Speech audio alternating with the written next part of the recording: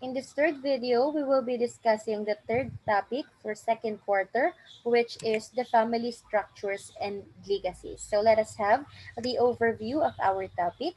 The family is considered as the first place where growing children learn their basic social skills. The interaction and quality of relationship between parent and child are said to determine the child's future relationships as he or she matures toward adulthood. Family structures are found to influence the personal development of children and adolescents. So, in our discussion about adolescents, we mentioned that your parents or your family will be your first teacher and they will teach you the basic skills that you have to learn in life. In our discussion for this video, we will discuss the different family structures and how it influenced the personal development of an adolescent. So let us now define the family. When we say family, the definition of a family has changed and continues to change. Lifestyles, social norms, and standards are also shifting. From a sociological point, ang isa daw Filipino sociologist na si Belen Medina, PhD, defined family as two or more persons who share resources, share responsibility for decisions, share values and goals, and have a commitment to each other over time. So, marami talagang meaning si family. Pero ito yung nilagay ko sa ating discussion because this is very common, di ba? When we say family, alam naman natin lahat na ito ay two or more person na nagsishare ng resources, nagsishare ng responsibility kahit saan pa yan, most especially sa decision making, nagsishare ng isang values, ng goals, and they have a commitment kahit pa ano ang mangyari. So that is the definition of a family. So let us have now the different types or different structures of a family. Number one, we have the nuclear or traditional family. When we say nuclear or traditional family, it is composed of a father, a mother, and their offspring or springs or their children. Usually, the father plays the role of the breadwinner while the mother stays at home to manage the house and the children. Ayan, kapag sinabi nating nuclear or traditional family, this is very obvious, traditional. Ibig sabihin, ito yung madalas na nakikita nating type or structure ng isang family. Kinocompose siya ni father and ng isang nanay and ng kanilang mga anak or kanilang anak. Usually, sa isa daw nuclear family, yung tatay daw ang nagiging breadwinner or siya yung nagtatrabaho habang yung nanay nyo ang nasa bahay and nagmamanage ng bahay at ng kanilang mga anak. Pero minsan naman, baligtad. Minsan si nanay yung nagtatrabaho and then si tatay yung nasa bahay. So, okay lang yan kahit mabaligtad. Yan lang yung parang nakasanayan natin na si tatay dapat ang nagtatrabaho kasi siya ang haligi ng tahanan and si nanay dapat ang nasa bahay kasi siya ang ilaw ng tahanan. Pero as long as it is composed of a father, a mother, and their children or their offsprings, this is called as nuclear or traditional family. Next, we have the single parent. They are the parent who nurtures the child or children while earning for the offsprings. The single parent may be supported by relatives or hired caregivers to take care of growing children. So alam nyo na yan, when we say single parents, it's either your mother or or your father ang kasama nyo sa buhay. Maaring naghiwalay na sila ng magulang, ng kanilang silang mag-asawa ay naghiwalay na o kaya naman merong isang namayapa na kaya naging single parent. Ayun lang naman yung madalas na dahilan, hiwalay na o kaya naman namayapa na. So when we say single parent, sila yung mga type ng parents na mag-isa lang at pinapalaki kayo mag-isa. So it's up to them kung sila ba ay mag-hire ng caregivers para samahan silang magpalaki sa inyo. Yun yung mga tinatawag nating mga yaya, yung yaya nyo nung kayo ay bata pa, na hinard ng inyong magulang ng single parent para kayo ay gabayan habang kayo ay lumalaki. So they are the single parent, mag-isa na nagtataguyod sa inyo. Pero choice pa rin nila kung sila ay mag-hire na mga caregivers para kayo ay, or para sila ay matulungan sa pagpapalaki sa inyo. Next, we have the extended family. It is very common family arrangement found in many parts of the world and most particularly in Asia. The extended family is the nuclear family. Ayan, si extended family daw ay si nuclear family plus the parents of either husband or the wife. Yung lolo at lola nyo kahit pa sa nanay or sa tatay nyong side. Or pwede rin namang magkasama yung side ng nanay or tatay nyo, depending on the arrangements that they make. Minsan, yung single brother daw or single sister ng one of the couple ay may also be part of the extended family. Di ba meron sa inyo na lumaki sa lola o kaya naman kasama sa bahay si lola, kayo ay tinatawag natin na extended family. Kapag kasama nyo sa bahay, ang inyong tito, tita, ang inyong lolo, lola, aside from the nuclear family or the traditional family ninyo talaga, that is what we call extended family. Lastly, we have the childless family. When we say childless family, the couple without any child or children and who may be living all by themselves. They may or may not have household help assisting around the house. Ibig sabihin sila yung mga walang anak na mag-asawa. Kahit pa sila ay walang anak, they are also called as family kasi sila ay pinagbind na ng kanilang pagmamahal and nagpakasal na sila. Kahit wala pa silang baby, tinatawag pa rin silang family. Ang tawag nga lang sa kanila ay the childless family. So, choice din nila kung mag-hired ba sila ng household para matulungan silang mag-assist sa bahay nila. So, those are the four structures or types of family. Number one, we have the nuclear or traditional family, which is composed of a mother, a father, and yung kanilang mga anak. Next, we have the single parent, anak, and isa sa magulang. Then we have the extended family, nuclear family, plus either parents of either husband and wife, and pwede na rin yung inyong tito and tita. And then lastly, we have the childless family, mag-asawa na wala pang mga anak. Next, the influence of family structure on the adolescent. Ayan, yung family structure ay may influensya daw sa inyo or may epekto daw sa inyo bilang isang adolescent. Family influences may vary based on the family structure present in home. Para sa mga nuclear family or for the nuclear family, yung values daw, yung social skills, yung behavior, directly nyo daw yung natutunan sa inyong parents. Ayan, kung ikaw ay nasa nuclear family, yung mga skills nyo ngayon, yung behaviors, attitude, and values nyo ngayon, natutunan nyo yan directly galing sa inyong nanay and tatay. Or pwede rin naman sa inyong primary caregivers. For a single parent family naman, meron niyang dalawang effect sa inyo. The absence of one parent, either the father or the mother, may create an impact on the growing child who would normally look up to authority as role model. So depending on how the single parent manages the child. Depende daw kay single parent kung paano niya hinandle or minanage ang kanyang anak. Yung batang yon, he or she may grow up either well-adjusted kasi nga alam niya na may kulang sa kanila, that's why siya ay well-adjusted, or yung batang yun naman daw ay pwede ring maging isang problematic child kasi masyado nang dinamdam ang kakulangan sa kanilang pamilya. Ginawa niyang problema, ginawa niyang kukulangan, dinamdam niya, that's why lumaki siyang problematic child. So, depende kung paano siya minanage ng isang single parent. Next, we have the extended families. Meron siyang positive and negative influences on the child. On one hand, yung present daw ng different generations within a home, nagpo-provide daw yon sa isang bata ng sense of stability in relationships. Kasi nawi-witness niya na kahit gaano kadaming problema ang dumating, sama-sama pa rin yung isang pamilya mula kay lola, kay tito, kay tita, sama-sama pa rin nilang hinahanap or hinaharap. So feeling ng isang child na nasa extended family, stable ang kanilang relationship. Pero on the other hand, yung presence daw ng different generation, for example, is yung inyong grandparents kasama nyo sa bahay, pwede raw yung mag-create ng confusion sa inyo bilang isang child. Bakit? Kasi halimbawa, si parent at si grandparents nyo ay merong magkaibang parenting style. So, hindi mo alam kung sino ba ang susundin mo. Si grandparent ba? Or si grandparents ba? Or si parents nyo ang susundin nyo. So, nag-create yun sa inyo ng isang confusion bilang isang child. So, ayun naman yung positive and negative effect ng isang extended family. Of course, yung childless family, wala yung effect kasi wala naman silang nanay. Or wala naman silang anak, I'm sorry. Okay, next, we have the parental authority and parenting styles.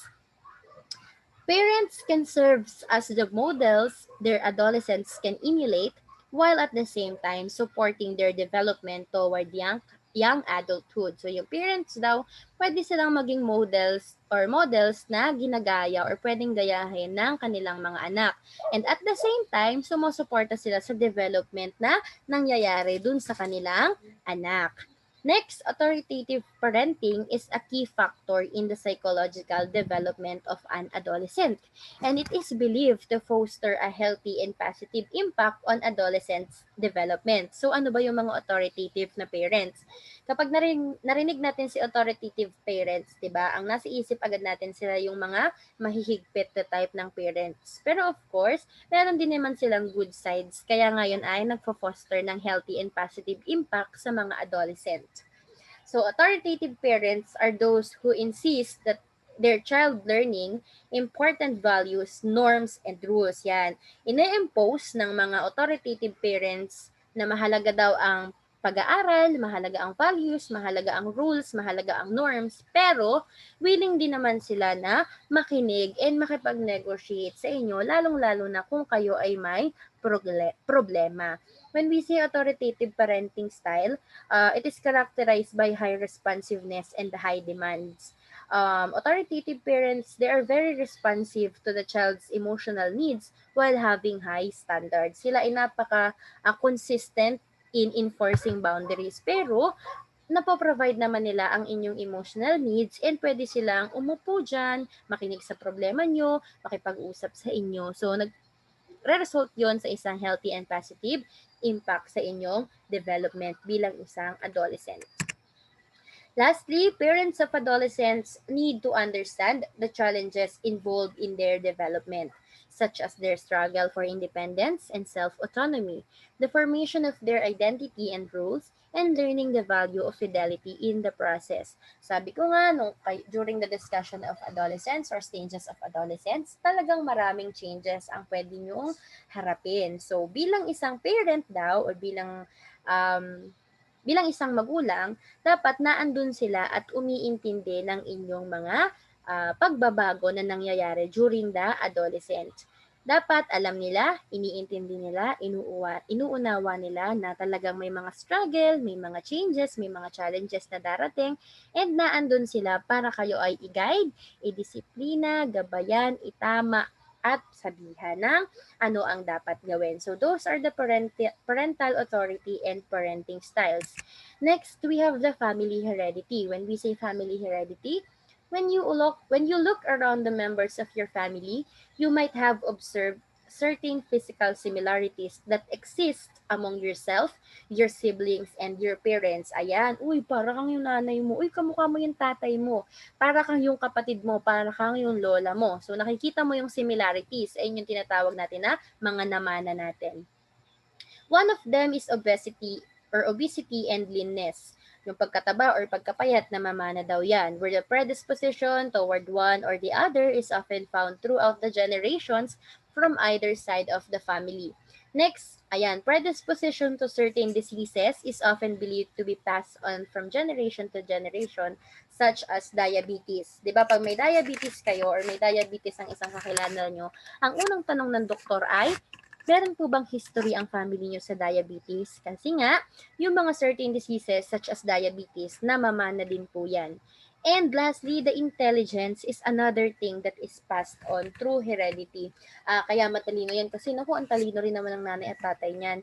Naku, matalino ang lola at lola niyan, siguro doon nagmana. So, namamana rin yan. Pero syempre, yan ay talagang na-enhance and nade-develop nyo on your own way. Kung talagang kayo ay matalino tapos tamad naman kayong mag-aral, wala din. So maraming factor na pwedeng makapagpabago nung inyong namana or pwedeng makapag-influence dun sa intelligence na inyong na-heritage.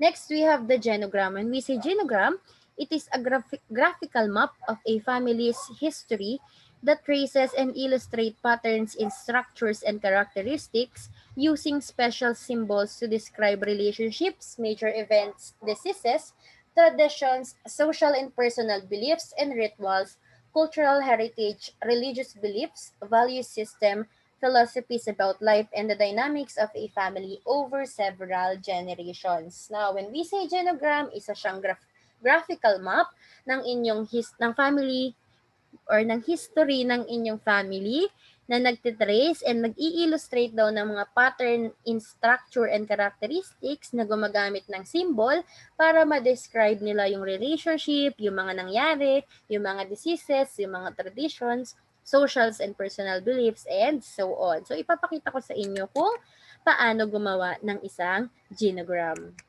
Step 1. Meron tayong 7 steps para gumawa ng isang genogram. Step 1, ask yourself the first question. What is my purpose of creating a genogram? Bakit ba ako gumagawa ng genogram? Para saan ba ito? Siyempre, pag nasagot nyo na yun, you can proceed to the step 2. The next decision that you have to make is to determine the number of generations that you would like to be represented in your genogram. So, it's up to you kung magsisimulan ka ba sa nanay ng lola mo o pwede naman kay lola mo na agad ikaw mag-start, and nasa sayo rin kung hanggang saan mo puputulin yung generation na gusto mong present sa iyong genogram. Step 3, start your research by asking your parents and grandparents kung sila ay nabubuhay pa, from which members or sides of their families did they inherit their tallness or height from. Ayan, mag-start na daw kayong magtanong sa inyong magulang or kaya sa inyong lolo at lola kung nabubuhay pa, o lola, lolo, saan ko naman na tong aking tangkad? Saan ko ba naman na tong aking pagiging payat? Ay, ikaw, namana mo yan sa lolo at lola, namana mo yan sa lola mo, namana mo yan sa nanay mo. At magkakaroon ka na agad ng knowledge kung saan mo nakuha yan. O kaya naman yung nanay mo, tanungin mo, o nay, saan mo naman na yan tallness mo? Ay, naman ko yan sa lolo mo. O, di magkakaroon ka na ng knowledge. Kasi nga, you started your research already. Step 4, you can now design your genogram. There are plenty of genogram templates available online. Pwede kayong mag-search or pwede naman kayo na rin mismo ang mag-design ng sarili nyong genogram. So these are the symbols na kailangan yung tandaan. Males are represented by a square. Ayan, kung nakikita nyo, si grandpa, square siya. Si uncle, si father, and me, halimbawa, ayan, nakita ko lang yan sa online eh. Me, halimbawa, lalaki si ma'am, or lalaki ka, that is represented by a square. Women are represented by a circle. Ayan, nakikita nyo naman, yung aunt, yung grandma, yung mother, and your sister ay represented by a circle. The oldest child is usually placed below and to the left of his family or her family. Then the youngest, on the other hand, is placed below and to the right side. Ayan, nawala. Wait lang.